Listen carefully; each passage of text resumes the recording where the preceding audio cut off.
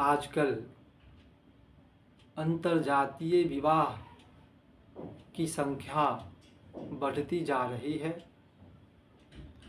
ऐसे विवाह को सरकार भी प्रोत्साहन दे रही है, सामाजिक विरोधाभास के विरुद्ध भी। परंतु इस अंतर्जातीय विवाह को बढ़ावा या प्रोत्साहन देने से पहले इस विवाह व्यवस्था को समझना, जानना आवश्यक है, नहीं तो लेने का देना पड़ सकता है। अंतर्जातीय विवाह दो तरह के होते हैं। एक अनुलोम और सवर्ण विवाह, दूसरा प्रतिलोम और सवर्ण विवाह। अनुलोम विवाह में वर उच्च वर्ण के और कन्या निम्न वर्ण के होते हैं। जैसे वर यदि विप्र वर्ण का है तो कन्या क्षत्रिय, वैश्य आदि वर्णों से हो सकते हैं। वर यदि क्षत्रिय वर्ण का है तो कन्या वैश्य वर्ण के हो सकते हैं। वर यदि वैश्य वर्ण के हैं तो कन्या शूद्र वर्ण के हो सकते हैं। इस तरह का यदि विवाह होता है तो इसे अनुलोम विवाह कहेंगे। इसके विपरीत यदि वर शूद्र वर्ण के हों और कन्या अन्य वर्ण किसी भी वर्ण के,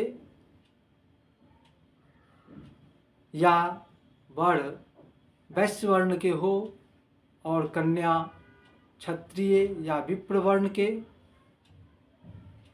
तथा वर क्षत्रिय वर्ण के हों और कन्या विप्र वर्ण के, तो ऐसा यदि विवाह होता है तो इसे प्रतिलोम विवाह कहते हैं। अब यदि किसी देश या जाति का चतुर्दिक विकास हम चाहते हैं तो अनुलोम और सवर्ण विवाह को विधि मुताबिक करने की व्यवस्था करें। ऐसा करने से उस देश और जाति का चतुर्दिक विकास होगा। इस अनुलोम और सवर्ण विवाह की शिक्षा व्यवस्था करें। इसकी बढ़ावा कैसे होगी इसकी व्यवस्था करें। ऐसे अनुलोम और सवर्ण विवाह से जो संतान उत्पन्न होते हैं वे उभय वर्णों के गुणों से संपन्न, उभय वर्णों के वैशिष्ट्य से संपन्न तथा विचित्र गुण संपन्न उत्पन्न होते हैं। ऐसे संतान में विशिष्ट विचित्र गुण पाए जाते हैं, जिससे इस समाज और देश का विकास होगा। और दोनों उभय वर्णों के बीच आपसी संबंध भी अच्छे होंगे, आत्मीयता सूत्र में आबद्ध होंगे, प्रेम बढ़ेगा, सामाजिक समरसता बढ़ेगी, जिससे देश के विकास में सहायता मिलेगी।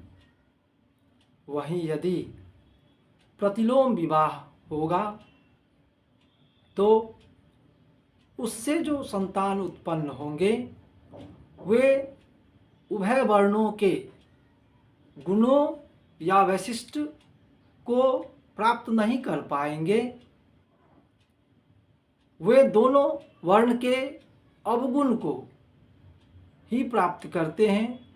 वैसे संतान अर्थात प्रतिलोमज संतान को अच्छाई की जगह बुराई मार्ग ही पसंद होता है और वह बुरा मार्ग को ही चुनता है। इस तरह से विध्वंसकारी संतान की उत्पत्ति होती है, जो एक नहीं 10 अनुलोमज संतान के बराबर वह एक ही प्रतिलोमज संतान काफ़ी होगा विध्वंस करने के लिए। इस तरह से प्रतिलोमज संतान इस देश और जाति के विध्वंस करने के लिए आगे रहेगा और हमारा देश धीरे धीरे प्रतिलोम विवाह के कारण बर्बाद हो जाएगा। इसलिए यदि इस देश की उन्नति और विकास मतलब चतुर्दिक विकास यदि हम चाहते हैं तो अनुलोम और सवर्ण विवाह की शिक्षा व्यवस्था तथा इसकी बढ़ावा देने की व्यवस्था होनी चाहिए और एक भी प्रतिलोम विवाह न हो पाए इसकी भी विधि व्यवस्था करनी चाहिए।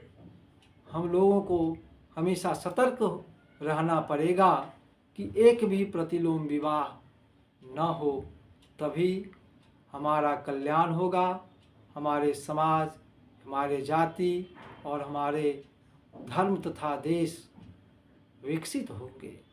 जय गुरु, वंदे पूषण।